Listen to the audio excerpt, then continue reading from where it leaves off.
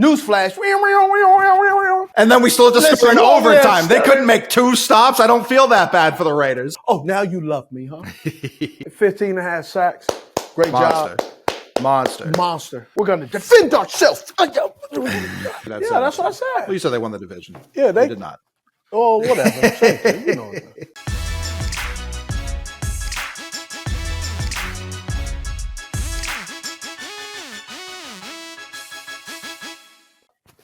Action! Hey, hit that subscribe button. Cut to it. Steve Smith Sr., Coley, what's up? Or hey, I never understood. You always got Mick, man. Which one is it? Is it Coley?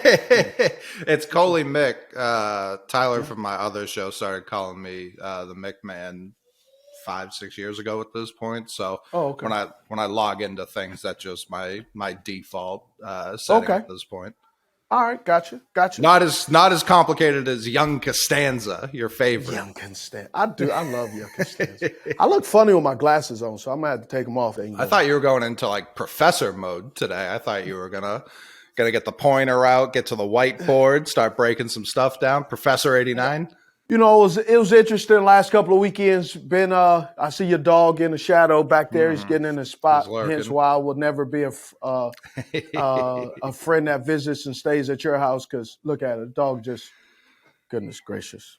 You know.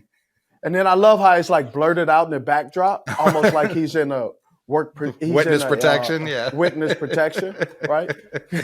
He's on gangland right now. He's got the bandana over his face. Yeah. This is the dog that sniffed you out. You had a briefcase full of kilos of cocaine. You're the guy. All right. Had several people. I don't know what it is. People, you know, I understand people love to troll. But man, it's like it's amazing. So, you know, obviously I'm on Thursday Night Football. If you're living under a rock, I know you're not because so many people tell me how terrible I am and I have no analyst skills and I talk like I got the marbles in my mouth. That's cool. Hit that subscribe button. Tell me how you feel about my analyst work on Thursday night. Dislike, like, comment. And if you don't like it, you just made Christmas for my kids next year too. So thank you. Appreciate it. So we're going out. And I had a tweet. I had somebody tweet at me. Show this tweet. You absolutely know nothing. He's had crap coaching for a quarterback. What are you talking about? The quarterback coach died in an accident. Yes. Greg Knapp did, unfortunately. And Greg Knapp was actually, I've known Greg for a long time. He's coached everybody. He was actually the guy. You remember when T.O. was going off on someone back in the day? Like that was Knapp. Okay. Right, that was Knapp. So he's been around. He knows the West Coast offense through and through. Fantastic coach. You talk all the great coach, all the older Hall of Fame, Pro Bowl, All Pro, even some guys who didn't make it All Pro. Knapp was part of those guys who helped them understand how to process and confirm where they're going with the ball before the snap instead of discover it. And then my comment after that is this was about Zach Wilson. This was about Zach Wilson. People are like, oh, because I was saying, look, Zach isn't coming back, man. He just doesn't make good decisions. No. This was before the game. And people are like, yep, I agree. He doesn't know anything. Steve's an idiot. So I waited a little bit as the game was going on. Now, as the game was going on, I was also heading to Pittsburgh via car, watching the game from NFL Plus. Shout out to NFL Plus. Watching it. And I was watching this game where he was chucking it up. I mean, he was chucking and ducking, throwing it behind the wide receiver, in front of the wide receiver, over the wide receiver, skipping it to his leg on the wide. I'm telling you, if he was skipping stones on the lake, my man would have been a champion. But since they were not playing stone skipping on the local lake, they were actually playing football. That wasn't working. So my reply, you're right. I know nothing. However, This game of football, I know hell of a lot. I've forgotten more football in my 16 years than the 16 minutes you're watching in one game, which is true. I see so many things in the game. And then as they figure out, she goes, well, I amend all of my comments. You turned out to be 100%. Man, don't shortchange me. Don't shortchange me with 100%. Hit that thou wow. 100. Let me get that 1,000% correct. I want to be clear. You are correct, and I've always loved you, by the way. Oh, now you love me, huh? You were poo-pooing on me. Now you got nothing but love for me. Then I kind of replied like, yo, newsflash. No harm, no foul. I just had to ask you and others, just because I say something that you don't like about your favorite player or teams, refrain from responding like I accused them of a true crime. Because there are things, man, people are like, oh my gosh, Steve he's an idiot. People come at me because I said Davante Adams is the best wide receiver in the game. Oh, you're an idiot. Justin Jefferson is. Justin Jefferson is in what year? 4. Okay. Davante Adams is in his 8th. We've all of a sudden started shortcutting greatness or the best. We've started like looking at, well, whoever's the flavor of the month or the flavor of the year or the flavor of 2 years, now we go just subtract the other 4 years of Davante Adams. Here's why I say Davante Adams is the best, and we're going to do something in a couple of weeks. We're going to break it down in tiers. Tier 1, Tier 2, Tier 3. Tier 1 is he's a 1A, 1B. He's a guy, if he was on another team, he would automatically be the number 1 wide receiver on that team, even though you have these guys. You put Davante Adams with the Detroit Lions, St. Brown, he's a hell of a receiver. Yeah. I'm not going to say he's better than Davante Adams. No. I'm just not going to say that. Can he be? I'm not sure.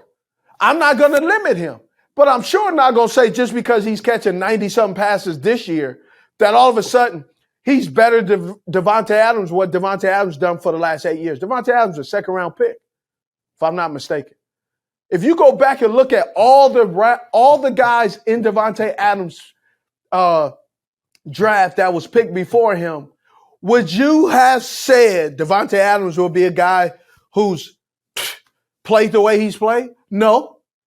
Davante Adams has played so well that we've done things like, oh, let's redraft the year before. If you could redraft, where will he be slotted? It's just like the troll. I understand people do stuff for response. But the part that even I had a guy talk about, oh, Steve, I thought you were tough. You're over here complaining about how cold it is. Listen here, fat so, based off your emoji. And I have to say it that way. It's like, come on, man. Just because I'm complaining that it feels like negative 14, 23 miles per hour, and the high is 6, that I'm not tough? No, I'm not tough. That's my kryptonite. Cold is my kryptonite. I don't have all of the insulation you have. So I have to bundle up. Listen, I don't. As someone with the insulation, it's still cold. Yeah, I don't do well minus 14, minus 15, minus 6. A buddy of mine lives in Minnesota. It was minus 40. He said they got, you know how you get an Amber Alert? Yeah. Man, they got weather alert that said if you go outside, you're risking your life. Mm-hmm. Sorry. When you get those kind of alerts, I'm going to complain. Because I'm sitting around. Like the guys that are playing football, they're running around. They get the blankets and the big coat. The big coat. They sitting by propane heaters that if you get too close to them, which I've seen and almost done, they will burn your gloves, start a fire. But yeah, I'm not a tough guy. No, I'm not tough. I don't like the cold. I like to ski, but I don't like to ski in Antarctica, okay? An Arctic blast is not skiing weather. What's perfect skiing weather for me is 10 feet of snow. I don't care how it's done, fake or not. But a little bit of sun, give me about 20 or 30. Man, that's great. That's great skiing weather for me. Yeah, you're not going to have face burns from how cold it is. Yeah, you're not going to get frostbite. Right. Standing out in the cold for 10 minutes. So let's just start off with. Well, hold on. Could that be an advantage? Melting your gloves a little bit, like could the ball stick to that? No, bro. It melts to your skin. That's not good. I'm always trying to think of an edge. I'm a Patriots fan. Yeah. I'm trying to think of a potentially illegal edge. No, that's third degree burn, bro. For sure, yeah. I don't want that. I'm just saying melt it a little. Like if you got the outside a little melty, could the ball stick to it? Stop. Well, that will require you to call a play up that's not in the fourth quarter to make a play. Now you've been sitting around jerking around for 3 quarters. Well, a late timeout. Everyone runs to the bench and melt the gloves a little bit. Bang. Yeah, that's terrible. Let's jump to New England. Oh, great. New England's defense. Oh, I got 2 pages of your stuff. I'm right? sure. Well, Hunter Henry's hurt again. Mm-hmm. Jonnu Smith is hurt. Yep. It was tragic seeing those guys go down. You know, to end the first quarter, New England Patriots had 10 yards of total offense.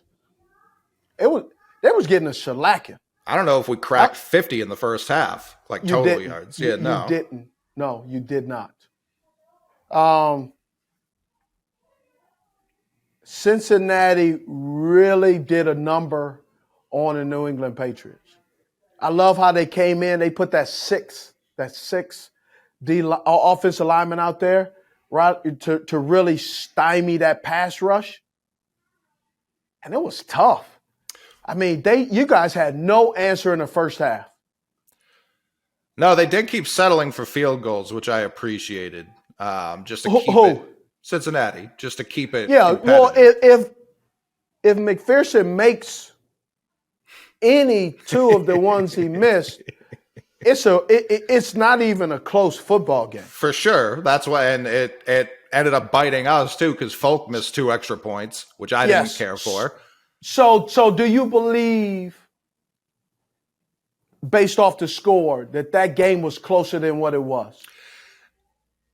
Yes and no, because the second half. Because the first half was a bloodbath. The first half, yes, it was varsity versus middle school. Like the first half was not competitive at all. How about pro? How about pro versus? Yes, college? Sure. Let's go with that. The second half, I don't like JV and var. That's. I said varsity versus middle school. That's not even the same schools. The second half, I don't know if they took that 6 offensive linemen off the field or what, but that pass rush. They quit installing. That pass rush was getting home. Burrow didn't look as comfortable. No, he didn't. They stopped targeting T. Higgins every play, which I found strange because he was open every play. Joe Burrow was really comfortable in the first half. I mean, he was back there. Man, he was back there making a sandwich. He was back there he was ordering Uber Eats. He was comfortable, but he still was, he was begging to throw a pick. There were a couple of throws. I didn't see him begging. McCourty was a step late. Prime McCourty had 2 interceptions in that first half. He was just a step late because he's 40 years old now, getting to those receivers. What? Did he have 2 interceptions or he? No, I'm saying prime Devin McCourty would have picked off 2 of those balls Joe Burrow hung out to dry. You're talking about back then. Correct. Well, today. And on today, Joe Burrow threw 2 interceptions in the second half because he wasn't playing that well. Correct. It was the Patriots. Yeah. He was targeting smart areas of the field, knowing that the defensive personnel. I won't say he wasn't playing smart, but in the second half, those mistakes started to show when he started targeting other players. See, I love what you just said because that also goes back to the Zach Wilson thing. He was targeting. He was being smart. He was taking what the defense gives him instead of throwing. into triple, quadruple coverage. Right. Right? Like the quarterback, the quarterback coach, offense coordinator, head coach, they could dial up plays. But it's the player that must execute. Correct. And Joe Burrow was executing.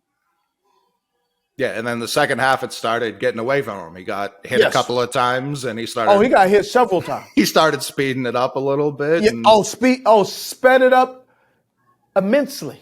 And if Nick Folk hits his extra points,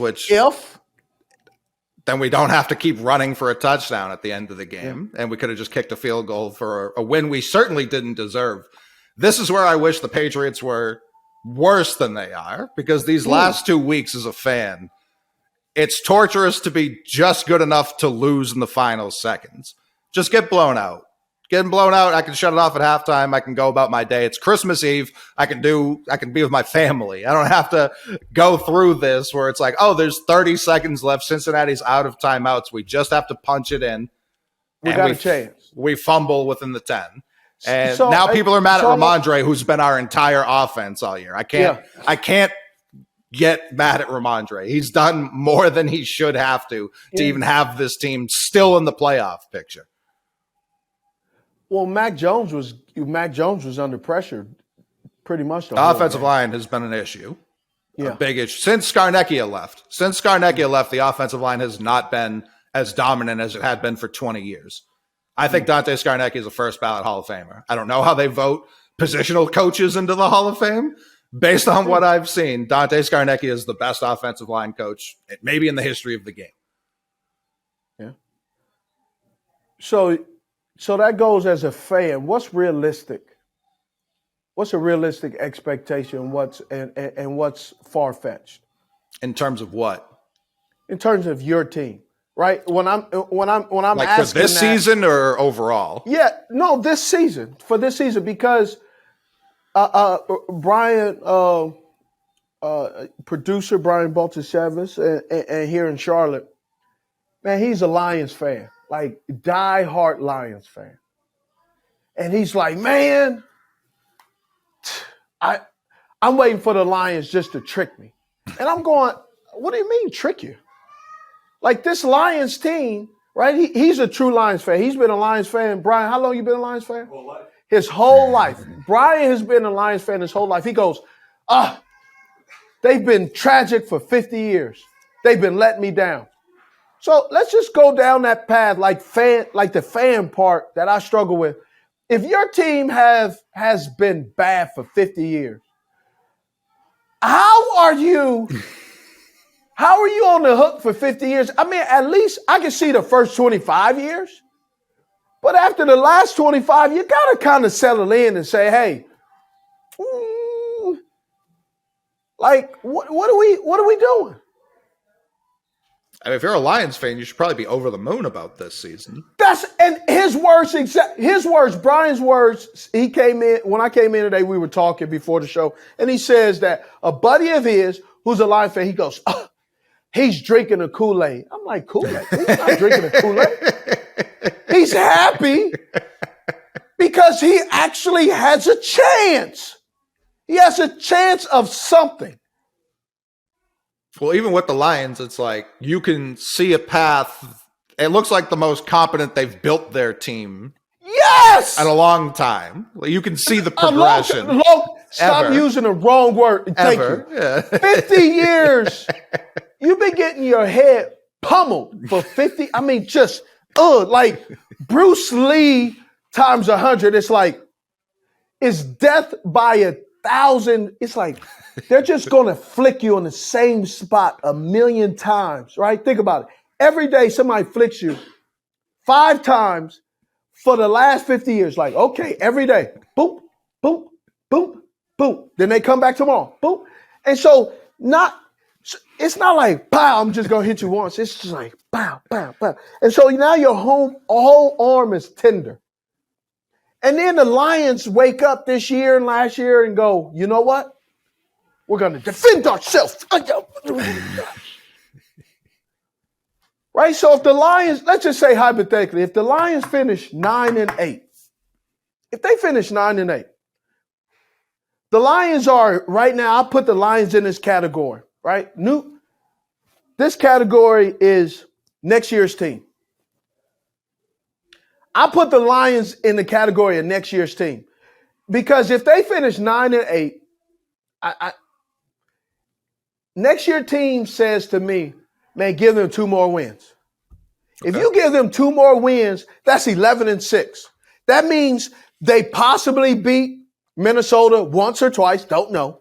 They possibly beat the Green Bay Packers once or twice. They're going to beat the Chicago Bears once or twice. And then they can maybe beat the Panthers, right? That all of a sudden means they're with this new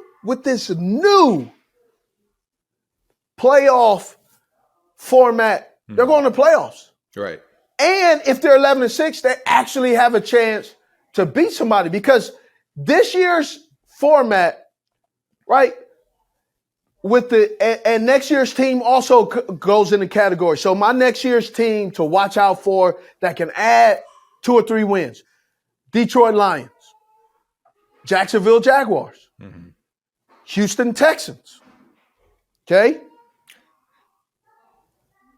Not your New England Patriots. Why though? Why? Because if you still have Joe Judd and Matt Patricia still over there playing old Mother Maid and go fish at offensive coordinator, y'all in trouble. Couldn't I say that about the Lions defense though? If they don't improve their defense, they're going to actually. Their defense is improving. Okay. Why couldn't I say that about the Patriots offense? Why couldn't we go get a Bill O'Brien? Because the Patriots have been up to such a huge standard that where they are right now in the regular world is called normal. Sure, right. I'm not debating the last 20 years. I'm debating this team right now. I'm not throwing in the last 20 years. I'm just talking about the last 3 years of trending up. Like when you lost Tom Brady, there was like, okay, this trend, right? Defense is here. You had some defensive pieces that you've either let go, allowed to walk in free agency, traded away, whether it's J.C. Jackson, whether J.C. Jackson is playing well with the Chargers or not, he was a darn good football player for the New England Patriots. Absolutely. You let go for whatever reason. Stephon Gilmore, dang good football player with you. Absolutely. You let go of what was the corner that went to Tennessee? Malcolm Butler. He was a darn good football player. Yeah, right. You guys have had some good players over the years. For whatever reason, you've let them go and say, "Hey, we can replace you with someone better, or we can replace you with someone equal to you." Mm-hmm. And I think this year it is coming to fruition. Is just because you have Bill Belichick plug and play doesn't mean it's going to automatically mean that these players are going to be just as good and help you dominate the AFC East like you've been dominating. No, 1,000%. And that strategy hasn't always worked in the past. When I see this team, it very much reminds me of like the 2010 Patriots that lost to the Jets in the playoffs. And people looked at that at the time and said, how did Tom Brady lose to the Jets? We had the youngest roster in football that year. Yes. The Patriots were able to rebuild and still compete because they had Tom Brady. Now we're rebuilding, not quite competing because of the quarterback and the offensive coordinators, like you just said. But when I look at Jack Jones, when I look at Christian Barmore, when I look at Matthew Judon and what he's done with Josh Uche, and with Kyle Duggar at the back, I still see very Judon young. Has 15 and a half. 15 and a half sacks. Great job. Monster. Right? Yeah. But when I see these young pieces at every level of the defense, I can see us trending upwards and at least maintaining on that side of the ball. I hear everything you're saying and I love it as a fan, but I'm gonna just tell you, bro, that optimism, shut up. It's not optimism. That defense is one of the best in the league this year. Why wouldn't they improve if they're all still young? Because it's year to year, bro. I understand it's year to year, but the year to year that I'm more focused on, it's like, all right, we have cornerstone pieces at every level of our defense. Our offense is awful. It's one of the worst. It's the third worst offense in the league. So we get a new left tackle, which I know is not easy. I know it's not easy to just go get a new left tackle. But what I'm saying is everything you're saying is great, and I get it. But it's not because you have Bill Belichick, because you guys have, like you just said, you're saying 20 years ago, and I'm not talking about 20 years ago, but you slipped in there 10 years ago, right? I'm saying it reminded me of that team, and why, and the big difference being the quarterback and the offense. That's because we can't cover up those mistakes. There have been 4 games this year we've lost due to mental errors that would have been cleaned up by the greatest quarterback of all time. We don't have that right now, and that's where we're on the outside looking in. This with a competent offense. I'm not talking about the best offense in the league. With the 15th ranked offense this year, they have 11 wins right now. That's all it takes. Correct. That's all it takes. Yes. So when you're saying, because the whole point was you said the Lions can get 2 more wins. We just talked about how incompetent they've been for 50 years. Sorry, Brian. For 50 years, they've been incompetent. And then you said we're holding the Patriots to a different standard. My pushback is, why are the Lions getting 2 free wins, but the Patriots, who we agree have a better coach, I assume we agree, have a better coach, can't make those tweaks. Even if we just bring in Bill O'Brien, if the offensive line doesn't improve drastically, if we bring in a better play caller, why couldn't that be 2 more wins? Because you're in a division that everybody's getting better and making things more difficult. Because you were used to be in a division where the Jets, the moon shined on them like the clock. The clock, a broken clock is right. What? Twice a day? Yeah. Right? You're playing you're in the same division, the Buffalo Bills, who are getting better. Mm-hmm. Who Josh Allen is not what he's having this year. This isn't a Tua Tagovailoa where all of a sudden your coordinator is drawing up plays that people are now catching on to. Josh Allen is here to stay. That's a baller, right? Yeah, absolutely. Stephon Diggs is not a happenstance wide receiver. No, he's a monster. Right? Gabriel Davis can play. Mm-hmm. Whether people like him or not, Isaiah McKenzie, he's a definitely a slot receiver, right? Hines, that they just traded for, Nyheim Hines. Shout out to South Carolina, Nyheim Hines. He's a guy they drafted, they traded for. That he's going to add more and more because of his versatility. And James Cook. James Cook looks better every week. Right, James Cook is getting better. Right, Knox. Right, he's not a Travis Kelce. But he could play. Yes, when they remember to throw him the ball, it's horrifying. Yes, they go, oh, yeah, this Knox guy. Yeah, he's on our team. I forgot about him. Right, this defense, they got to draft just like the Patriots have a draft. Mm-hmm. Just like the Patriots have free agency, the Bills are going to have free agency. With Mike White, if Mike White is the guy they got an offseason with the Jets, I can't be worried about it. You don't have to be. When you go to the Jets, like the Bills, I agree with. The Jets have the same issues we have at quarterback. The same exact issues. No, the Jets are force feeding their way to make. They're saying, okay, no one wants to say that this was a bad pick, so we're going to force and make sure. Here's the new NFL, right? The new NFL with quarterbacks is this. Newsflash. The new NFL with first round quarterbacks is this. It's like the car dealerships. They will not give you your money back unless you have a limit. All the spark plugs are bad. So keep going. It's under warranty. We'll change the spark plug. Oh, the engine light keeps coming up. Oh, we got these computers. We'll put them on diagnostics and we'll fix it. First round quarterbacks, just like, and we're going to talk about the Commanders. When you have a first round quarterback and he's on your roster, you have to make sure that he is dead on arrival. He is now resuscitated. We cannot resuscitate him. He's lost a limb. We have to make sure that he can never, ever not play football. We will give him so many chances. Absolutely. We'll actually let him be on his 3rd team in the same calendar year before we say he can't play. But we'll take an undrafted guy and say, no, he can't play. Mm-mm.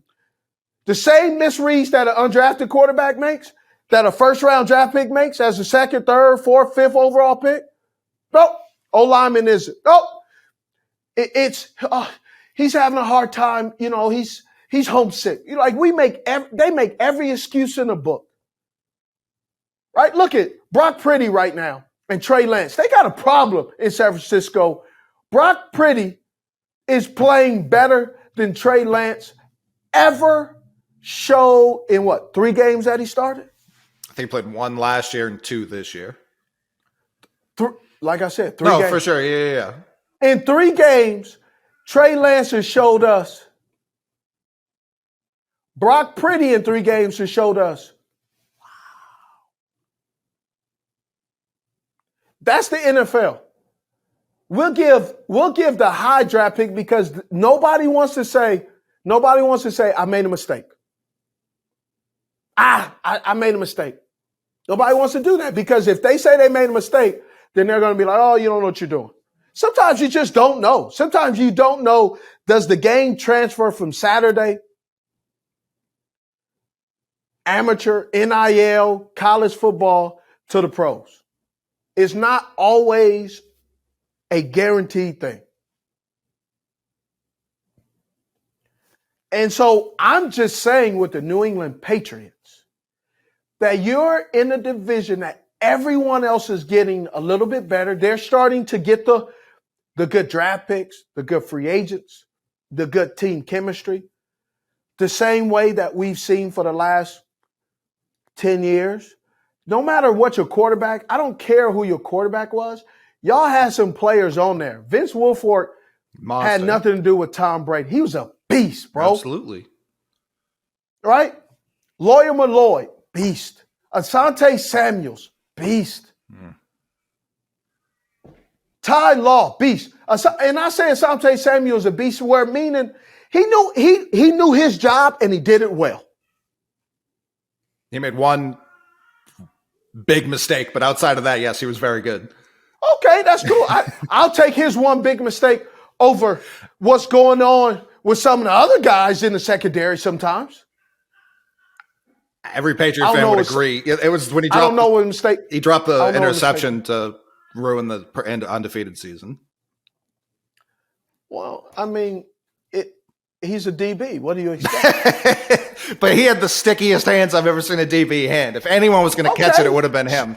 And I hate to bring it up because I love Asante and it bothers him. He was human. He was human. Yes, he made a mistake. He's been a superhero all of his career. Correct. And he became human 1 second of his life. It was a tough second. Listen, you brought up Malcolm Butler. You brought up Malcolm Butler. You talk about the exact opposite. Asante Samuel, high draft pick. Like it's the quarterback thing we just said. Asante Samuel, high draft pick. He made the mistake. Malcolm Butler didn't. He made one of the greatest plays in Super Bowl history. Undrafted guy. Yes. Out of Alabama Tech Community College, wherever he went. Yes. And it's just like, we just did this with Brock Purdy versus Trey Lance, but Asante gets the break. I don't know.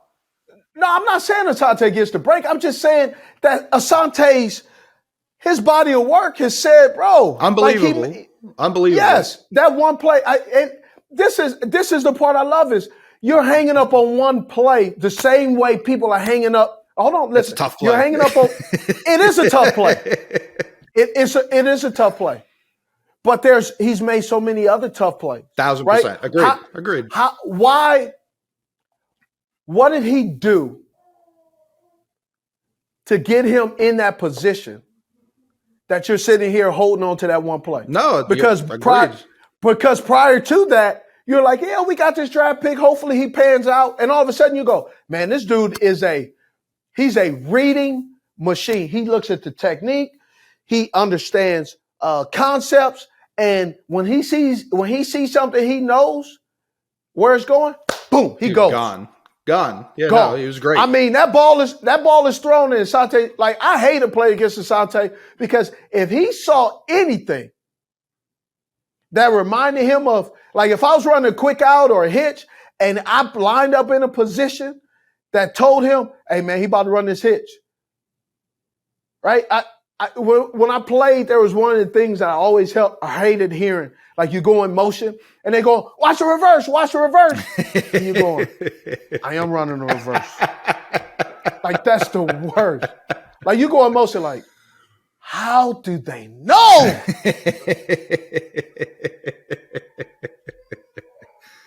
So my point is with the New England Patriots on next year's team. You're talking about the division. Well, you're talking about the division. Yes. We're 2-2 in the division this year. And probably going to go to 3-3, especially if Tua doesn't play. We're going to lose the Bills 1,000%. So it's like we're going to get worse next year, even if we improve those things. I don't say you're going to get worse. I'm just saying that I'm saying possibly. Okay, yeah, definitely. 11-6 for the New England Patriots in this division is gonna be harder to get to 11-6. It's not going to be easier as it has been in the past. No, I mean, I think they blew a golden opportunity this year with the schedule.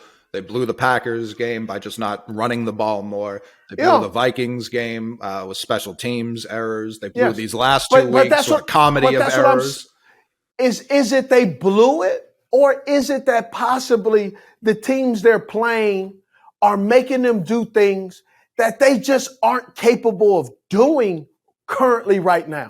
I don't know if the Vikings did anything specific to make Pierre Strong run into their punter 5 seconds after he kicked the ball. Man, because that's when they scored the go-ahead touchdown. We were getting the ball back. You're such a smart aleck, boy. If you were standing right next to me, I would thump you. Like I would thump you. I understand. I'm just saying. I'm not trying to take credit away from the teams that beat us. I'm not. I'm trying to say our mistakes. I'm experiencing you're taking it away. Okay? That's what I'm experiencing. When we talked about the Bengals at the beginning of this, I said they dominated us in the first half. I can talk about the Ramondre fumble at the end of the game, but without us yielding 22 points in the first half, then it doesn't even matter about the fumble because we've already won that game. That's where Cincinnati gets the credit. This is the part as a player I'm saying, right? When I watch a game, as a fan, you watch the game and go, oh, there's hope. As I watch the game and I can listen to the crowd and I can watch, bro, sometimes even though the game is score-wise is tight, there's elements of the game that I would say, I don't see it happening. Oh, no, I agree with that. Like this week, right? I kept waiting for Cincinnati to score another touchdown in the second half. I did not think they were going to get shut out in the second half. Agreed. Because they did thoroughly dominate us. But when you're watching the clock and the scoreboard and you're going, okay, the clock's moving, but the score's not changing. We keep adding to it. Because the Patriots didn't march down the field methodically to score touchdowns. Mac Jones threw up a 50-50 ball that a guy who I've never heard before batted it to Jacoby Myers for a touchdown. Which is dope. Yeah, it was an incredible play, but that's not the Patriots. Like, that was a game to steal. That wasn't a game where you feel good about even winning it. And you guys, and I'm saying when I was watching the game, you guys weren't going to steal it. I had no feeling of it because when we were on the 5, you didn't feel that way? Let me say it again for you. No. Okay. Because I'm looking at it. Mac Jones consistently under pressure. Joe Burrow was too comfortable. And the reason I say that is in the first half, if Joe Burrow's too comfortable in the first half and he becomes uncomfortable in the second half, at some point you're going to run out of time. Absolutely. You're going to run out of clock. The defense was constantly peppering Mac Jones. The defense was constantly, Ramondre Stevens was constantly having to pull a rabbit out of his hat when running the football because he was either busting a run or getting nothing. Like he was getting gang tackled. Yeah.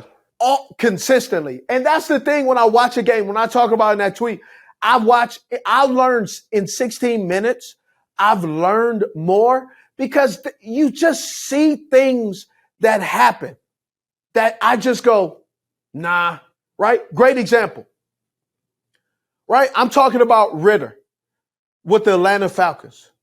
And I got to say his name right, Drake London. I called him London Drake last week. And here's what I say to people that said, I don't respect his opinion because he doesn't know his name. Let me tell you something. Do something besides get drafted and I'll know your name, okay? How about that? Do something besides get drafted. He's a huge target, but he ain't Kyle Pitts. He's a big target that they say is physical. Hey, you ain't playing Utah anymore. You ain't playing Oregon State, Oregon. You're playing grown men. They're not afraid of your statured and how big you are and how fast you can run. You got to go out there and prove because you are one of many. They can bench press the same 220 that you bench pressed a year ago at the combine. What has Kyle Pitts done in your mind to establish himself? Because I think a lot of people look at that Atlanta pick and go, he's a tight end. He's a tight end that commands coverage. Mm-hmm. He's a tight end that you have to go, he's right here. He's lined up over here. He's lined up over there. He keeps defensive coordinators up at night to saying, if we put a average will linebacker on him, he's going to eat his lunch. If we leave him out there with a 5'8", 5'9" corner who's a third or fourth string corner who's playing gunner, we're going to lose. He's going to moss him. Well, he'd have to get the ball thrown to him first, but yes. Okay, that's true. But when he does catch it, he's made some pretty cool catches. I like Pitts and London a lot. To me, it was more of a comment on the Falcons pass offense. Oh, the Falcons pass offense, and that talks. Ritter is a year away from knowing if he can still play. I put Ritter's a step ahead of Malik Willis. Malik Willis is not ready. You talk about a team, they have zero pass game. Like, I don't know if it's safe to go outside this Thursday against the Cowboys with Malik Willis playing quarterback because you talking about things are moving too fast? Man, things are going, yo, that boy out there. Which way do I go? Where's my guy? He has no idea what's going on. So how, as a fan, how much of it is on him and how much of it is on, because Tennessee and Atlanta, Tennessee and Atlanta are the same offense. It's on everybody. And here's what I mean, it's on everybody. They drafted Malik Willis as a developmental player. Mm-hmm. He is not playing. He should not be starting, but he's starting because of what? Injury. But because of that injury, how optimistic are you that Malik Willis is going to do something that you're going to go, oh man, we can't wait till next year when he gets a full offseason? I mean, I'm watching him.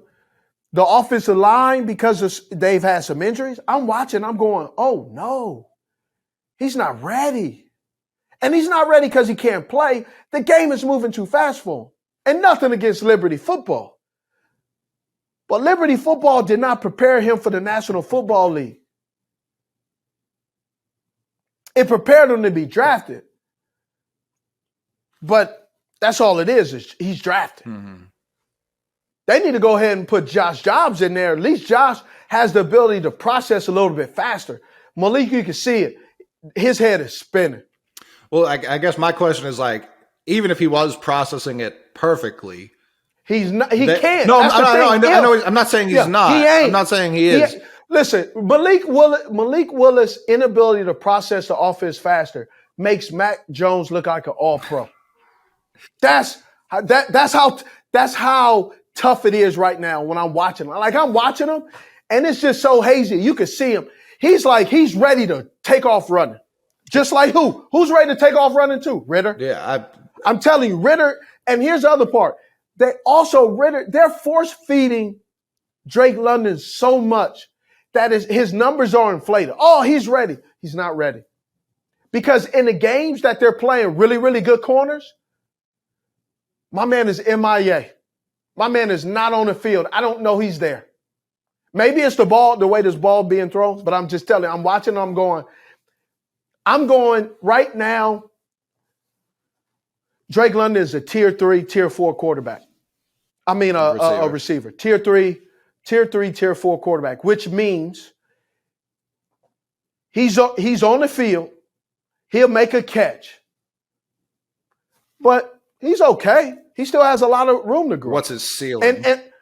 I don't know his ceiling because it's so hard with this offense. Sure, but when you were describing the tiers earlier, it was like if we took Davante Adams off the Raiders and put him tier one on any team, he'd be tier one. He's a tier one. Right. So it's like, obviously, London's a rookie. And if you took him off this, if you put him with, so let's even say the Saints, because Olave's had such a good year. Okay, okay, great. Here you go. Based, not college, based off what you've seen out of Olave right now. Olave is a better wide receiver and a better route runner than London. I would say Olave is tier 3 creeping up. Like he's like in between tier 2, tier 3. When I'm saying tier 2, tier 3, I'm saying he's a 2B. He's a wide receiver. Like if he goes up, like you put Chris Olave on the Philadelphia Eagles. Bro, oof. You talking about trouble? Can you imagine Chris Olave in a slot, in a bunch formation with A.J. Brown, Davante Smith, and Chris Olave? It'd be horrifying. You know what the defense does this? They'll check zone, check. The dang defense court, timeout. We do not have the right personnel. Time. That's what I'm saying. You put London with the Eagles, and I don't know. I'm not going, oh wow. I'm just going, he's a player.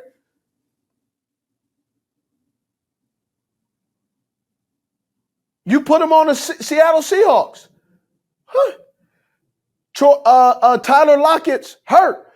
He's lined up with DK Metcalf. Do you go, oh no, we're in trouble? No, can that improve? Can that change? Absolutely. But for a first-round draft pick and what I've seen for his stature, he's not as physical as they say he is. I have not seen him like, I've seen him kind of, he's caught the ball, but he's no Waddle. Well, that's good. I think Waddle's a good example because what were your impressions of him his rookie year? Obviously, now he's got Tyreek. Now he's got Tui. He's got Mike McDaniel. So he's grown into it. Yes, but even his rookie year, you saw some things goes, man. Like you saw him do some things with that former coaching staff that you even said, dang, if he gets a real offense, this boy in trouble. Y'all in trouble. And what happens? He takes a screen and goes 9 million yards down the field. Like, what's the kid? I can't even remember his name because I got so many names in my head. With the Jets, you got Elijah Moore. Garrett Wilson. How about Garrett Wilson? Do you put Garrett Wilson with the Philadelphia Eagles? Are you in trouble? Absolutely. Yes. Yeah. Yes. You put Garrett Wilson with the Atlanta Falcons, and I still think he's trouble compared to London. That's how I look at it. That's how I look at receivers. I'm not looking at receivers or what school they went to, what they can, the promise, what they are promising me and my eyes is based off what I see, what they do currently. Right? Elijah Moore looked like his rookie year, he could play. Then all of a sudden he's not getting passes. Then Mike Wilson comes out there, and then these dudes look really good together. Mm-hmm. Zach Wilson gets back in, and Elijah Moore is back on Skid Row. Right? Great example. DJ Chark. DJ Chark was a guy before his injury in Jacksonville. He's like, oh, man, he could play. You take him. He goes in the Lions. What do you say? Man, he could play. Mm-hmm. He's a tier 3 guy, meaning he's a guy, he's the number 3. He's a guy on the field you can expect to pass. A tier 3, tier 2 guy, right? A tier 3 guy, he's on the field. Hey, Dobson. Woo! Scary Terry. Mm-hmm. Woo! You line up Dobson and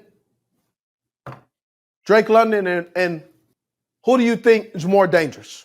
I wasn't crazy high on Dotson coming out of Penn State. You don't have to. No.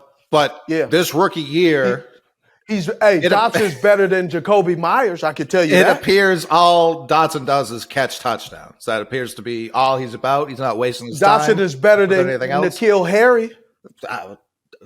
I'm better than N'Keal Harry. I don't know that that's... That is... I disagree. You are not zero career drops Harry. Over here. You got zero career catches too. Not far behind N'Keal.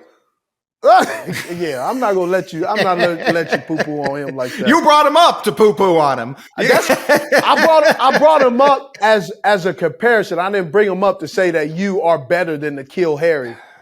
I don't know. Because you're not. Did you wake up 6'4", by the way? I saw you saying you were going to dust off the jersey.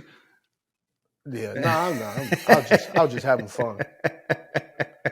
I was having fun with Trey Boston. I saw. Little Panthers reunion for Week 18. Yeah. I mean, look. Hey, Trey said, man, I know you got 15 snaps in you. I said, I do. I got 15 snaps, and then I'll be on IR for the next 2 seasons. They're going to have to reach a settlement because all my hamstrings are going to be torn. This is Bandit. He founded Underdog Fantasy so that humans who really love sports could play with their friends and win some big prizes. Tell your human to go to UnderdogFantasy.com today. So next year's teams, I got Jacksonville, I got Houston. Houston doing what? Just winning 2 more games?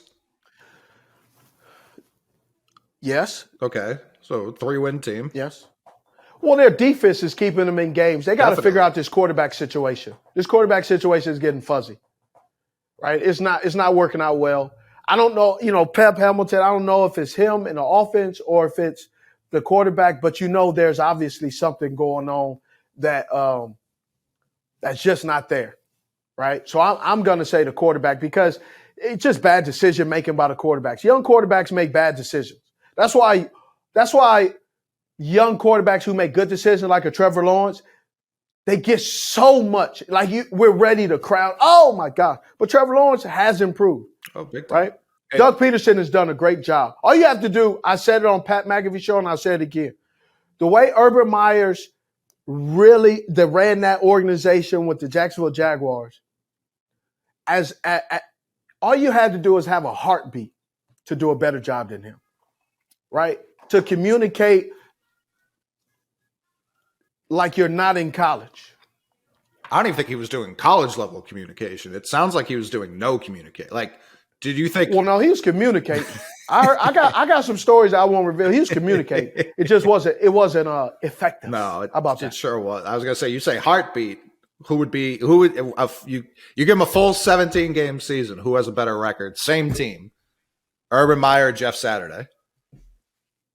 Jeff Saturday all day. Yeah, that's how bad Urban did. No. He had a generational quarterback in Trevor Lawrence, and he had people debating whether or not Mac Jones was better at the pro level. That's what last year was like. That's how dire things were in Jacksonville. You also got to remember, this is a guy that pushed out Joe Burrow too, right? Yeah. But I do think that made Burrow better. Oh, definitely. I don't think at Ohio State Burrow was the same guy he was when he got to LSU. Because even at LSU first year, he wasn't some – people weren't talking about him like, oh, this is next year's Heisman after his first year at LSU. No, I agree. But he right? So I got Jacksonville, Houston. I think if the Seahawks, if they get somebody on defense that's able to stop some folks, right? I got Seattle. Next year's team, because their defense is starting to really fall by the wayside, and so they're falling out of the playoff spot. The New York Giants, they just don't have enough firepower on offense. No, they've gotten so many injuries, lack of wide receivers, right? Also, Carolina. If Steve Wilkes is the head coach, I next year's team, Carolina. Now, we're doing our weekly Sam Darnold check. Is he the quarterback next year for the Carolina Panthers? I'm not sure, but he darn looks good. Every week he looks better. Every week. Every week, yeah. And he looks better with Ben McAdoo under him. Ben McAdoo is doing a great job. Man, Ben McAdoo threw, I got to go to my notes because I don't want to shortchange Ben McAdoo at all. Here's what I love.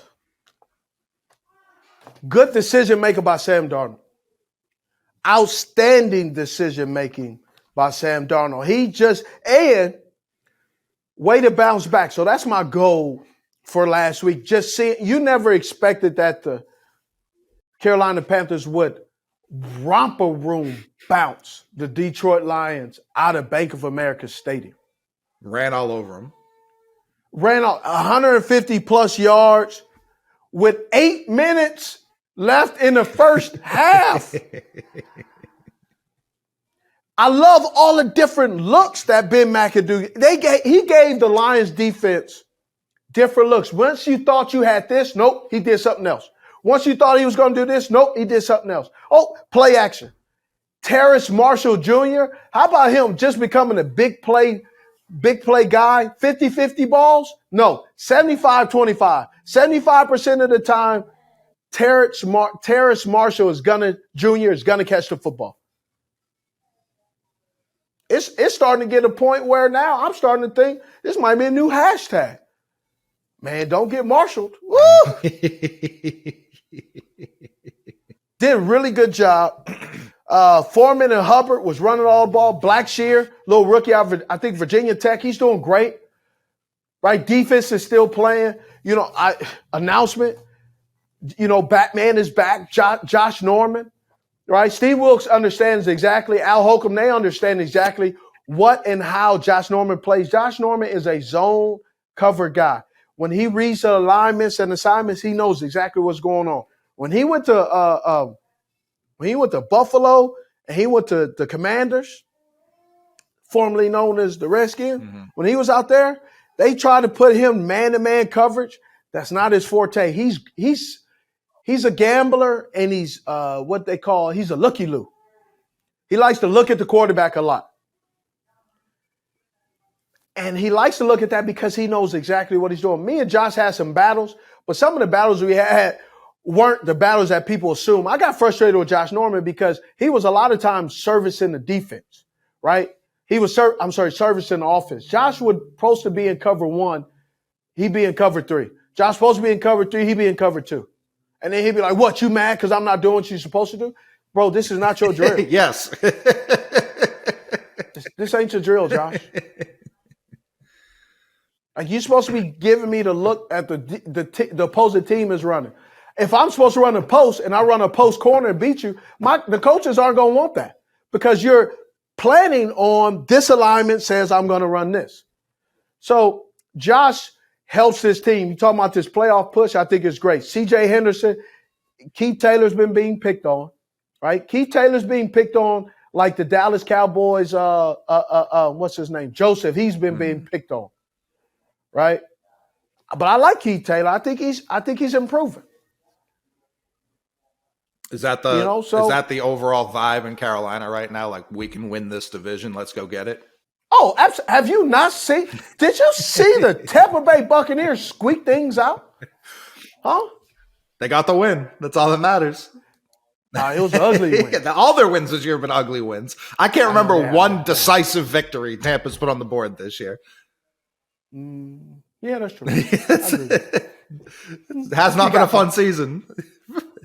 So I got a question for you. Okay. With some of these teams that's going to make the playoffs with this new format, is it really success? What are you expecting from a team in the NFC South? If somebody in NFC South, whether it's Tampa Bay, Atlanta, or Carolina, if any of those three teams make it to the playoffs, what are you really expecting? Or the Jacksonville Jaguars. Let's remove my Panthers. The Jacksonville Jaguars make the playoffs. Are you really believing that the Jacksonville Jaguars can make something happen in the playoffs? Like, what is the point if the Jacksonville Jaguars make it to the playoffs and the Tennessee Titans don't? Well, right now I think the Jags are much better than the Titans. They're playing more confidently. Okay. Their offense, which ain't saying nothing. No, it isn't. The Titans are on a 5-game losing streak. But if you would reverse the Titans season, you would say, "Oh, this is a dangerous team," just because they have that recent history of being a 1 seed, being a team. So just because the Jags, who are basically the AFC Lions in terms of their history. Brian didn't like that. I'm sure Jags fans didn't like it more. They've at least made AFC championships. Yeah. But because they're new, we have lower expectations for them. But if it were the Titans doing this, if they were having the hot second half, people would be buying into it. I think a lot of teams should be looking at the Bengals last year and going, man, they were garbage the first half of the season, and then they rode it all the way to the Super Bowl. So as a fan who just keeps things neutral, I think making the playoffs is a tremendous accomplishment for where the Jags are right now in their rebuild. They should be looking at that division like this is our division as long as Trevor Lawrence is our quarterback. So getting to the playoffs this year, I don't think they should be like it's Super Bowl or bust. Like the Chiefs, for example, like the Eagles, for example, they should be, or the Bills. Those teams should only have the Super Bowl on their mind. Yeah. The Jags should be like, oh, we made the playoffs. If we can win a round, that's cool. If we can, you never know what's going to happen. Who could upset who? But are you really expecting the Jags to do anything to make a deep run or impact? Like the Jags are so you're telling me if the Jags play the Cincinnati Bengals, you're going, oh, man, this is going to be a good game. Oh, I think it'd be a super exciting game just because seeing Trevor Lawrence on that stage, what can he do? I'm not saying they're going to run the table and win it all. I think this is groundwork for the long-term vision. So if the Jags get in let's say the Jags get in the second round, Kansas City Chiefs. The Chiefs should beat them by about 40 points. Okay. But Jags fans should be thrilled with that. Get that taste of get Trevor that taste of postseason football. But it's postseason football. Getting them a taste of postseason football because you win a division, but your division isn't very good, right? Like I think the Jags or Tennessee making the playoffs, other than them making it to the playoffs, it's like window shopping in the store. Like so. Backstage Joe, my buddy, Backstage Joe, of course, right? So I was in New York Christmas shopping while I was there. I went to this store and they had a sweater, and it was a great sweater. And this is if the Jags make the playoffs. This is how I look at it. It's like I looked at the sweater and the dude, I said, "Well, how much is it?" It was a $350 sweater. I said, "Oh, not for a friend." I like Joe, but a $350 sweater? Like Joe's a $200 friend? Is that what you're saying? I'm just saying. Good old 150 Joe. That's what we call him. Yeah. Do you own a $350 sweater? Oh, yeah. You do? Oh, yeah. You do? Mm-hmm. Wow. I don't think I own a $350 sweater. Listen, I want to be clear. I am very bad with my money. Not good at all with my money. So let's put that on the record. But the $350 sweater was a gift. I didn't purchase it myself. Okay. I'll buy some shoes, right? I also wear a size 12. So so it's not like I'm out here like, a size 12 even for some New Balances, it's going to still probably hit you $100. Oh, right? minimum. Right? Unless you got the Monarchs. Shout out to Jay Stu. Jay Stu loves Monarchs. Right? Those are constantly on sale. Monarchs are in the same category of Velcro shoes. Okay? $44.99 forever. That price does not change. Yeah. It never changes. So that's the Jags in the playoffs. But yes. Like that's what I'm saying. Like the Jags are one of those teams. What I will say is, I walk in the store and I go, "Oh, nah, not really. I'm good." I just don't see the Jags or Tennessee, especially with Ryan Tannehill not being healthy, that this playoff game is nothing but a formality. I mean, even with Tannehill, I think they get smacked. Yes. It's like we did it. It's like going it's like if you ever I've been to Rome or Italy. I've been to Italy and I went to Pisa, the Leaning Tower of Pisa. Other than that, bro, there ain't nothing else there. Like it's a small little town. Like they got good pizza, they got a few, but it's like you go there and then that's it. It's not much to it. So as obviously this is one of the many differences between you and I. You played professional football. Is there a huge difference between playoff football and regular season football? And I don't mean like when the Jags play the Texans, but like when the Jags play the Chiefs in the regular season.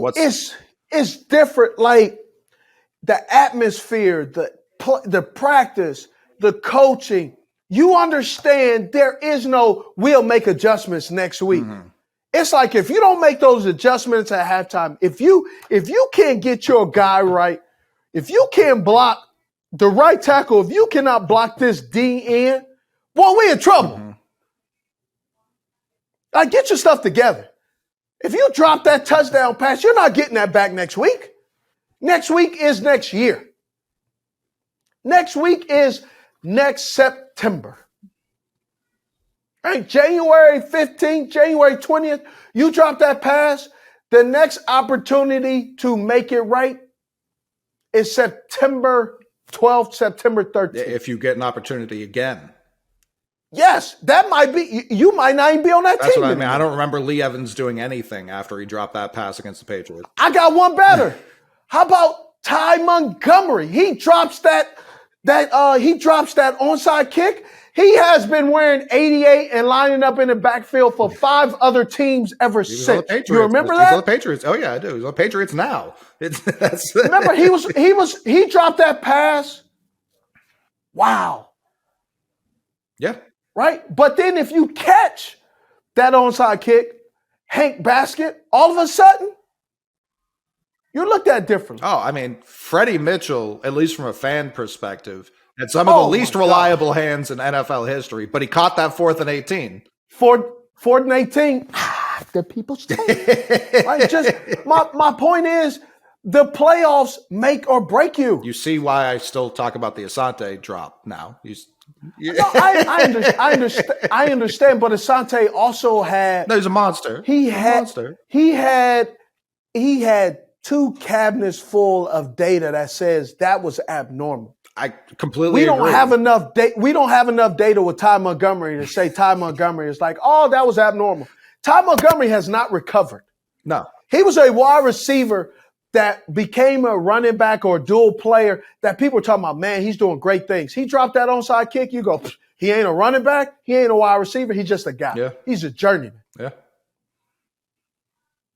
So the playoffs. It happens quick. The playoffs, man, the playoffs do things to you, man. They make you, they make you legends in that community. Malcolm Butler. Yeah. Right? And so, like, the question is the playoffs, like, how much different? Man, it's just different. Like, you just got to bring it. The weather's changed, the atmosphere. You understand. In a regular season game, you may get you watch the San Francisco 49ers defense, right? Because you're obviously on the bandwagon, huh? Oh, yeah. You forced me on the bandwagon, yes. You on there, huh? You can't get off. You're the only dude on the you're the only guy on the bandwagon that has a seatbelt that with a child lock. We let you out when we let you out, right? You talking, oh, I got to go potty. Next exit. Hold it, right? When you see Greenlaw and Warner, just that defense, why the San Francisco 49ers are dangerous, their defense plays playoff football. And playoff football means championship football. They play championship defense in the regular season, which is punishing. Mm-hmm. Right? Here's playoff football. You remember that ejection by Derwin James? Yeah. That's playoff football. That's the kind of hits that happen. Like that's the kind of hits that happen in the playoffs. In the regular season, that's what? 1 every 3? That's like 1 every 3. You're like, ooh. Yeah. That's remember Navarro Bowman, his knee? Yeah. Remember that? Oh, that thing was. When did that happen? Playoff football. In the what? Playoffs. Thank you. Because it's different. This is why Dante Hightower is one of my favorite players of all time. He played with that intensity always. Oh, playoff football. Champ Bailey gets hawked down by Ben Watson. Sure did. When was that? That was also a touchback, by the way. Ruled incorrectly, gave the Broncos the ball at the 1. That was a touchback. I want everyone to remember that. Ben Watson was robbed of a touchback. It was in the playoffs.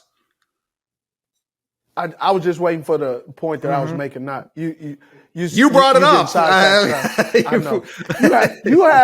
You have so many things that like you feel robbed as a New England Patriot. I feel robbed on behalf of Ben Watson because that was okay. How about this? DK Metcalf does it in the regular season, and it's still a highlight I see every year. Very impressive. Not trying to take that away from our pal Swellbones.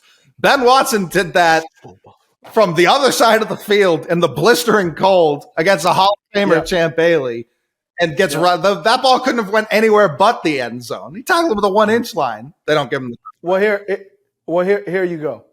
How do you think the Oakland or Las Vegas Raiders feel, huh? How do you think they feel? I feel like that was they read that rule by the letter of the law.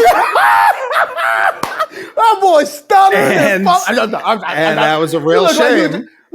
Listen. The Oakland Raiders. We still had to score, and then we still had to score in overtime. They couldn't make 2 stops. I don't feel that bad for the Raiders. You had 2 chances to win that game. Blew it both times. Boo-hoo. They were in the Super Bowl the next year. They got their doors blown off. That's not my fault. That's their fault. You stuttered like you had a trunk full of drugs and the cops pulled you over in a Bible Belt. I was trying to remember the phrase "letter of the law." Yeah. I don't feel bad for Oakland. I don't feel bad at all for Oakland. Listen, you the second big man that got pulled over in a Bible Belt like Nate Newton. You just all right, let's talk about my San Francisco 49ers. Yeah, thank you for correcting. San Francisco 49ers. How about let's look at this. It's some funny math going on in Washington. Yeah. Ron Rivera comes out, and I saw this coming, and I see it coming right now. Ron Rivera comes out and says, if we can't get any offense going, we may put in Carson Wentz. I look at the game they're losing. I said, watch, he's going to put Carson Wentz in. They put Carson Wentz in. Now, all of a sudden, he says, we don't know who the starter is going to be. First-round draft pick. They traded for him. Taylor Heinicke, he's been the same player he's been the whole time. Correct. He's going to throw it in a tight window. He's going to force it to Samuels, all these guys. Your left tackle, I don't know, is it what's the left tackle? Leo Jr.? He was getting beat the whole game, bro. The offensive line for the Washington Commanders made a messy pocket for Heinicke all game long. There were at times all you could see is Heinicke's helmet because there was so many bodies in the backfield. And now he comes in and he throws a touchdown. Now all of a sudden, man, first of all, they weren't going to beat the Commanders had no chance of beating Brock Purdy and the San Francisco 49ers. They were outmatched from the get-go. And it's going to be interesting to see what I'm telling you. Here's what's going to happen. You ready? Yes. They're going to announce that Carson Wentz is going to be the quarterback. Start. And then when he looks like Carson Wentz, Heinicke's going to go in. Right? Because they're playing the Cleveland Browns, who, again, somebody said on this show that Cleveland Deshaun Watson is not going to save the Cleveland Browns.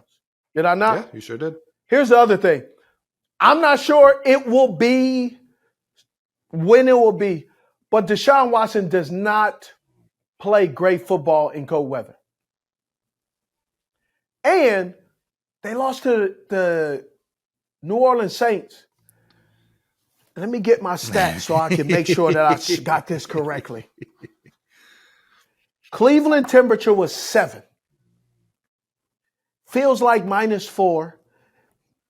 And the southwest winds were blowing at 23 miles per hour. And they were dropping back like it felt like 74.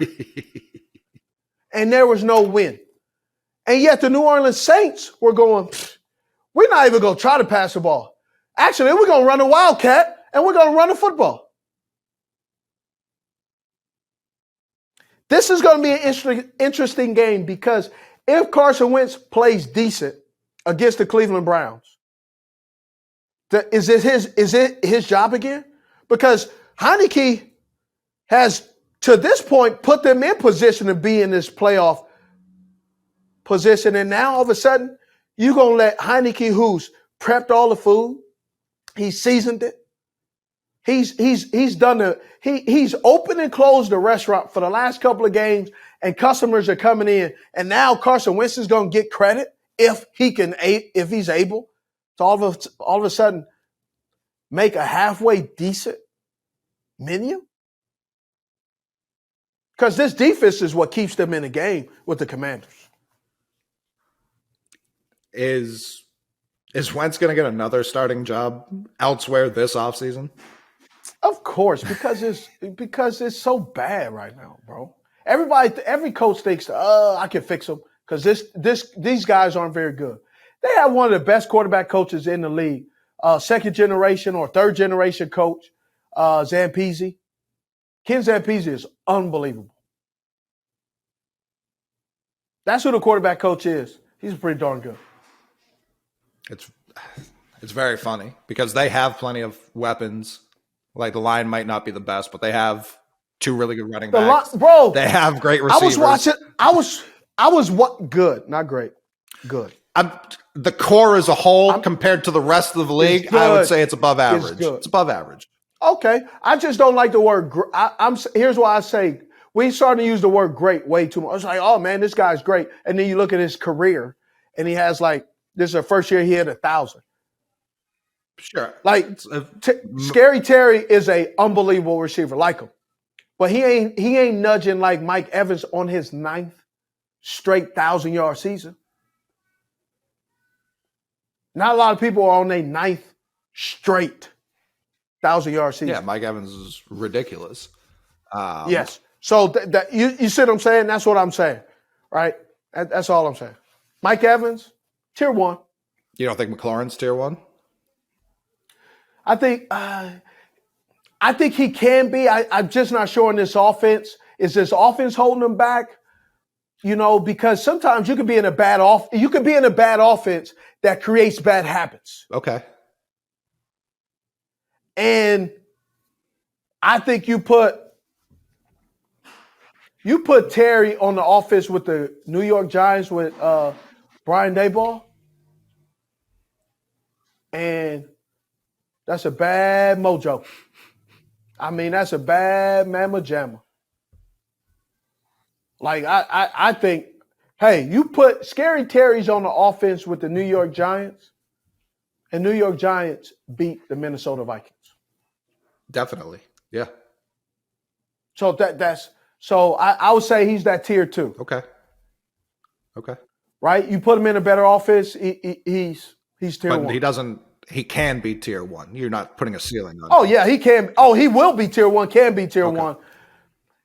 He ain't tier 1 with Carson Wentz. For sure. That's where I am he's had no one who's been able to throw him the ball on a consistent basis his whole career. Since he was at Ohio State. Correct. His whole career in the NFL, he has not had consistent quarterback play. No. Yeah. Like Carter Samuel's a tier 3, right? He's a guy that, he played in the slot. He's going against third and fourth corners. Man, He's a go-to guy against the third and fourth corner. You put Jair Alexander, Curtis Samuel disappears. He's not even on the planet. He's been abducted by a UFO. And I'm just Jair Alexander can ball. Absolutely. Oh, Patrick Surtain the second.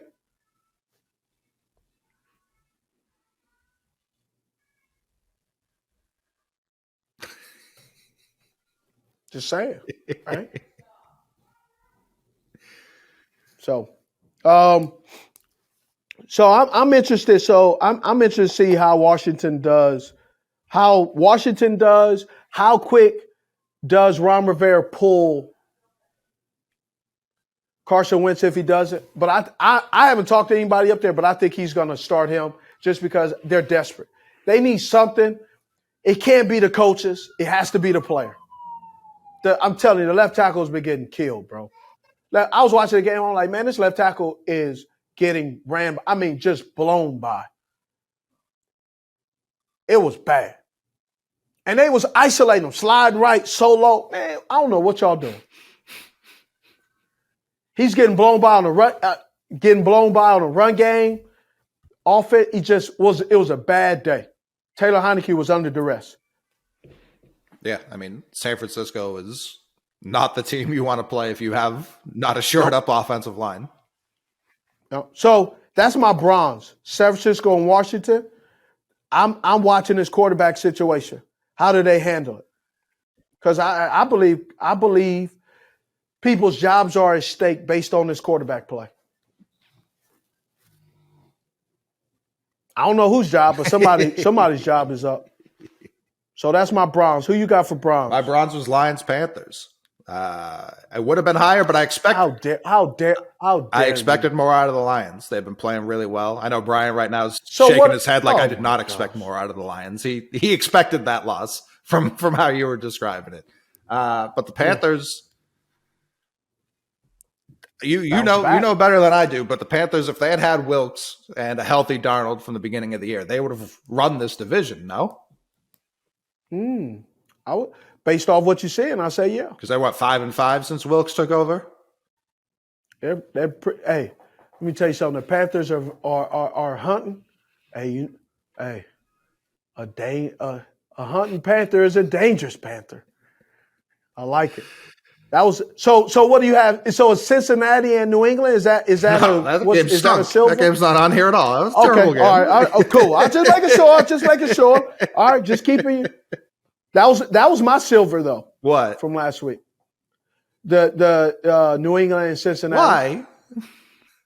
Just because of how Cincinnati started. You got to understand. Joe Burrow I think he threw like 28 completions in the first half. That was unbelievable. I just like what he was doing. I was surprised that they came out firing all cylinders like that. But you hold it against them 0 that the second half was so sloppy? I knew they were going to win. I didn't have a problem with it. They did. Jamar Chase did not look like he knew they were going to win. He looked like, oh man, I fumbled the ball. Everyone's going to be mad at me. Bro, I'm also sitting at the house. Same. I'm sitting in a hotel room watching it. So it's not like I don't have a dog in the fight. I'm like, they look like, right? I'm just watching the game. Like when I'm sitting there watching the game, I'm like, oh, look, I'm over here. Look. Only thing that I would say the weather. Boy kept going in and out because he had those stitches. Yeah. So I thought that was interesting. I was just sitting there. I'm like, man, 189 yards, 10. He's out. How hard is it, because watching from home, it's like, oh, we have no chance of stopping T. Higgins. How hard is it for a coach in real time to recognize, and obviously T. Higgins still 8. He had a great game, but he could have had 5 more catches and 100 more yards, like relatively easily. They just stopped looking his way. I know. I don't know why, man. Offensive coaches, they get in their head. Right? But is it hard to recognize how bad of a mismatch is in real time? I don't know. I don't understand it. It didn't used to be. You knew when Jerry was going to beat somebody who's having a good game, keep feeding him. T.O., keep feeding him. Andre Johnson, keep feeding him. Larry Fitzgerald, keep feeding him. Right? Hines Ward, keep feeding him Plaxico Burress. Don't go away from Derek Mason. Like he's killing that guy. Keep letting him kill him. Stevie Johnson, he is killing him, right? Victor Cruz, give him the ball. Man, Cincinnati had 48 plays, 22 first downs. New England had 15 and 2 first downs. In the first half? Yes. 8 different receivers caught one pass from Joe Burrow. But one of the things, I have not seen a New England defense switch to dime and cover 2 coverage so much ever. Like they were trying to figure out, what do we do?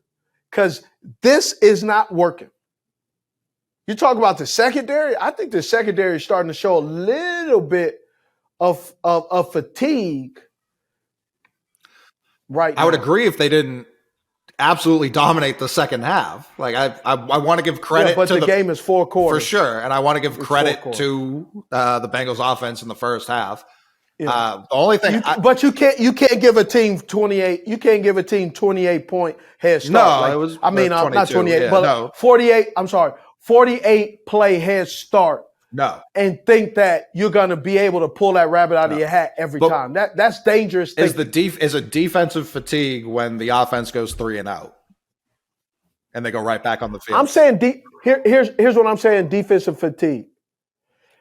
The next couple of games, which guys are they going to go after? Right? Like, they're going to be players that you go, like right now, the Carolina Panthers signed Josh Norman because with J.C. Horn going down, they know CJ and Taylor are not going to be able to sustain. It's going to be tough. They got to have somebody that can maybe bat a ball down. I mean, Deontay Johnson was working us. What tiers? Right? What tier? He's tier 2. He's tier 2. Right? And the reason is because sometimes he makes an easy catch look hard, and sometimes he makes a hard catch look easy. Like sometimes it's like, bro, no, stop. Like he'll make a diamond catch. It's like, bro, just catch it. But I love the kid. I think he can play. Also, too, quick story. When I was at the Pittsburgh game, I was able to see Davante Adams. My year, I had torn my Achilles. I was rehabbing in Baltimore. I was on a Stairmaster, and the Stairmaster, when you blow your Achilles, I hate that machine, but now I love it. The Stairmaster is how you build up the muscle in your calf, and they make you like go on there, which is really struggling. Like when the muscle that keeps that up has been severed, and they repair it back by stitching it, right? And I remember Davante Adams was on a trip to Baltimore. And man, I go and I'm like, hey, that's the kid from Fresno State. And so when I got to see him, man, it was great because I've always admired his game, but I got to tell him how much I admired his game. And it was super cool, man. I love Davante Adams because I love a story when you can define what all these other people say. There's people said Aaron Rodgers made Davante Adams. Have you watched Davante Adams' releases? He's crossing dudes over like he's playing basketball. Yeah. One of the things Davante Adams said to me that was really profound, and I really love hearing him. He said, man, I wanted to make something of my own. I wanted to impact this game to where people saying, man, that's how Davante Adams releases.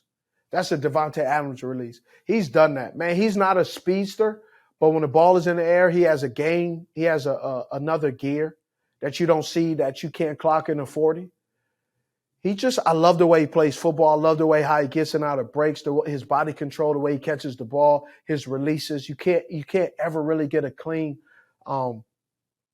push on him. And then going from playing with one of the best quarterbacks to ever play the game, Aaron Rodgers, and then he goes to Las Vegas, and people are going, oh, his game's going to drop off. His game hadn't dropped off. he started back where he left off when he was in Green Bay. Man, a lot of people don't get that. Like Andre Johnson, when he went to the Colts, he didn't have that same thing. Now the Colts were a little bit different, and they utilized him differently. So that's not.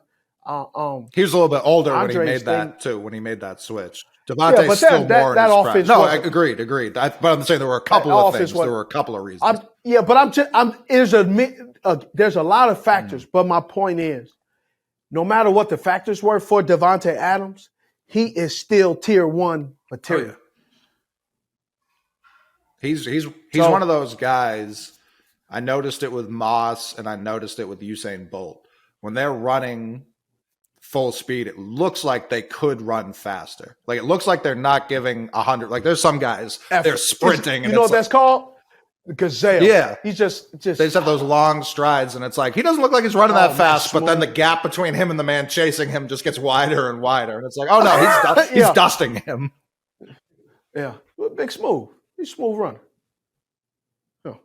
We like that. Look at that. Oh, let's see. Fantasy versus reality. Who we got? Well, I mean, my silver was Vikings Giants, and my gold was Philly Dallas. Oh yeah, I just skipped over it. I apologize. I'm sorry. My bad, brother. No worries. I didn't expect Philly to win, right? But I didn't expect Gardner Minshew, even though they got it. You got to give it to the quarterback, right? Don't. That's why Minshew is not a starter. He does things like he did in a game where you just go, ay, come on, bro.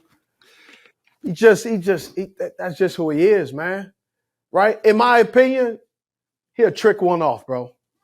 He's maybe like the 35th best quarterback in the world, and that's a tough place to be because he's better than most people who have ever tried to throw a football. But that gap, 32 is not a great place to be. It's really a huge difference between that top 5 to 10 and then that 10 to 30. It's a huge gap. Mm. Yeah. I didn't see him. When I heard Minshew was there, I was like, I didn't expect him to score 34 points. Defense showed up. I just didn't expect him 34 points. That Dallas defense, which looked like a strength the first half of the season, hasn't looked as strong the past couple of weeks. Yeah. If they go in the playoffs, it's going to be tough. It's going to be tough. Well, this is where you ask whoever wins the NFC South, what can they do in the playoffs? If they're playing Dallas in the first round, I'm not handing it to Dallas. Like, you just can't. Based off their track record, they don't show up in January. They just haven't. Not since Michael Irvin was on the team. Like, that was a long time ago. Yeah. Long time ago. Fantasy versus reality, you went 3 for 6 last week. Yeah. Drake London did go higher. You hit on that. So for people saying you're hating on him, you said he was going to go higher, and he did. I'm not hating. I didn't say you were. I was talking to the people who were saying that. Everybody say when you say something that they don't like about you're hating. I'm so jealous of a rookie on a bad team. I said 2 weeks ago. I said I was slightly giving the nod to Mahomes over Jalen Hurts for MVP. And Philly people, you would have acted like I just ran over their mom and their dog. Like I had done something so terrible to them. I was like, no, they're both really good. I think they're both deserving. I lean Mahomes. I give it to Hurts. I still give it to Hurts. Look at him with his absence. Yeah. I give it to Hurts. Ramondre went way lower versus Cincinnati. And Amon-Ra St. Brown, slightly higher. His first 1,000-yard season as a pro. Congrats to Amon-Ra. That's awesome. First of many. Shout out to Compton, California. Zay Jones did not go higher. It was raining, bro. It was raining. It was tough. That's all I'm gonna say. It was tough. Joe Burrow did not go lower against New England. He sure did not. I was surprised though. Were you surprised? Yes and no. I didn't think he would put up 375 yards. No, I didn't think he was going to go that close. No, I wasn't. No. And he had most of that in, the first quarter. That first half took forever to end. It just kept going. It does. It was going. Daniel Jones, lower. He put up 368 at Minnesota. Did you see that coming? I didn't. No. No. So this week. So what? Yeah, what we got this week? Dak Prescott, 252.5 passing yards at Tennessee. He put up 347 last week. Yes. Yes. I agree. Yeah. Secondary's horrendous. Yeah, that's not great. Amari Cooper, 58.5 receiving yards at Washington. He put up 72. That's going to be a tough one. That's going to be a tough one because Washington's defense is not playing. Right? I don't know. What did he have this 72. week? And what they say he's going to 58.5. Yeah, he'll hit 58. Okay. Scary Terry, 61.5. Again, same game versus Cleveland. Put up 77 last week. How much? Put up 50 what? 61.5. That might be tough. Especially if it's Wentz. Because Carson Wentz. Right. Yeah, if it's Wentz. Nah, I'm not going that one. If it's Wentz, nope. So wait and see if it's Heinicke, yes. If it's Wentz, no. Yeah, nope. Okay. James Conner, 92.5 rushing and receiving yards at Atlanta. Put up 120 last week.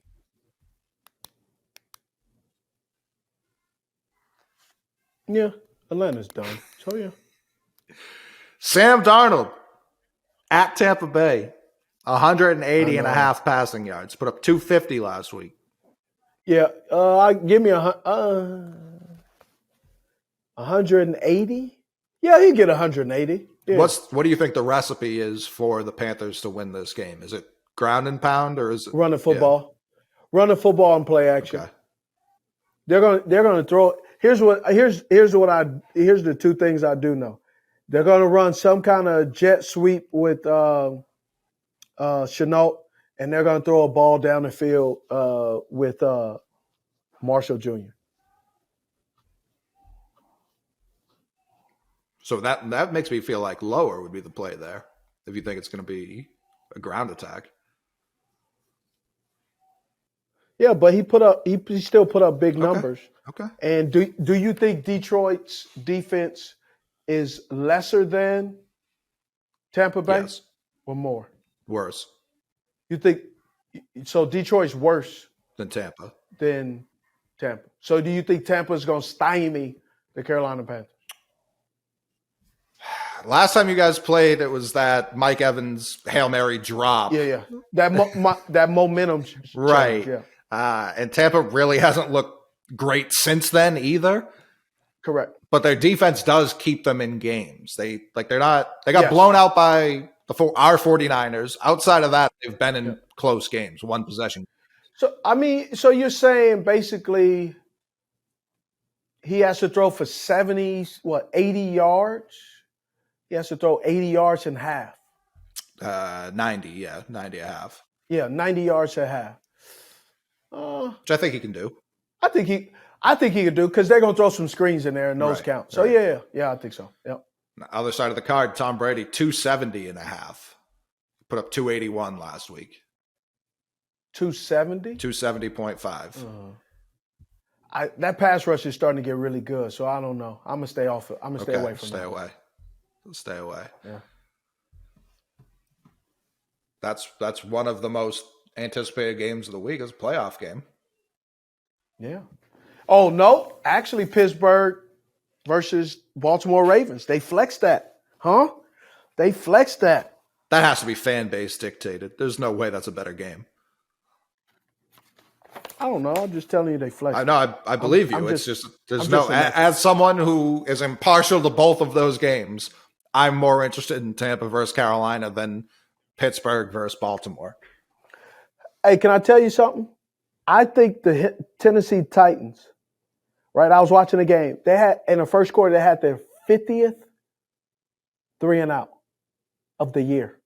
Think about it. 50th. I think they ended up with 56, 57. Third 3-and-out. Boy, you know how bad that is? It's not good. Goodness gracious. Like, put that in perspective.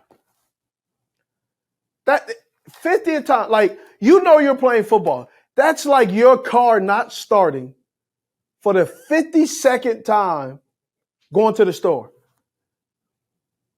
You refuse to go to the dealership and get it fixed. You're just like, you know what? Let's try it today. You're going to flood the engine. We'll try it again tomorrow.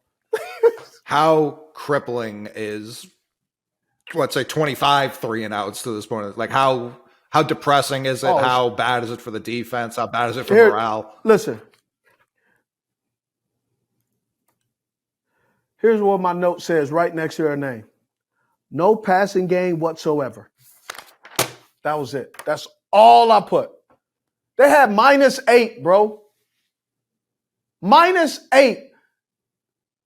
That was the temperature at most of the games, and that was what yards they had, -8.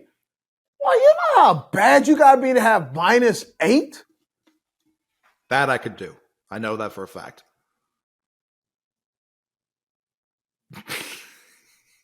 All right, let's move on.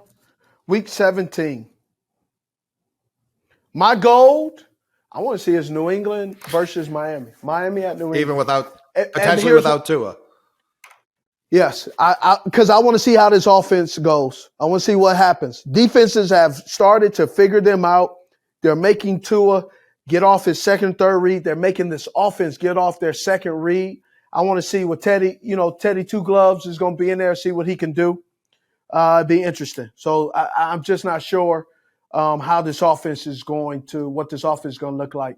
And Miami is on the precipice of falling lower and lower in this playoff race. It's getting interesting, man. I'm telling you, I said it. What's that?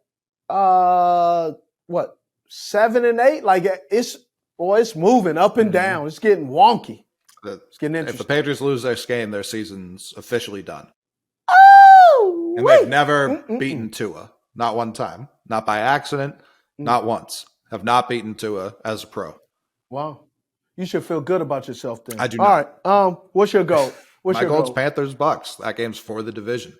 Ooh, look at you. That's what I'm talking about. So my silver is Cleveland and Washington. Okay. I want to see what happens. Right?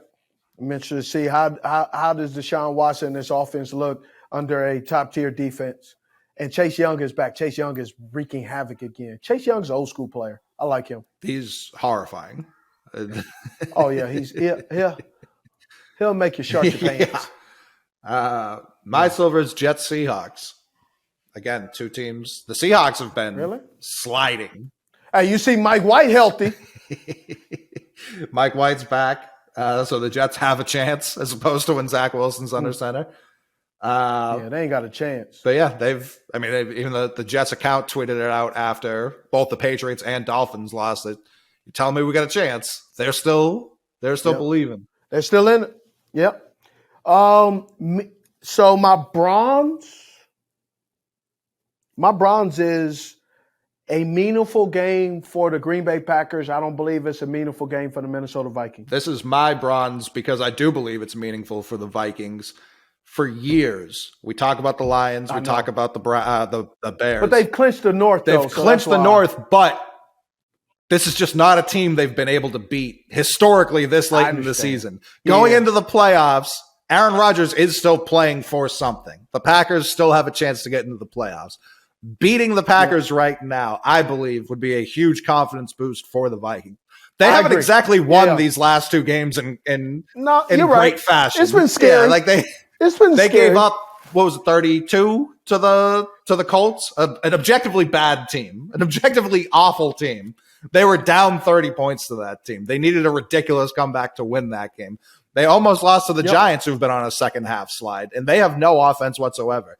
They need to beat Aaron Rodgers to feel like they have a real shot. You talk about these teams barely making it to the playoffs. Just because you clinched a bad division doesn't mean you're going to walk to the NFC Championship either. Yeah, that's true. I give it to you. All right, meaningful games. I got one of these meaningful games. The Rams and the Chargers. Here's why.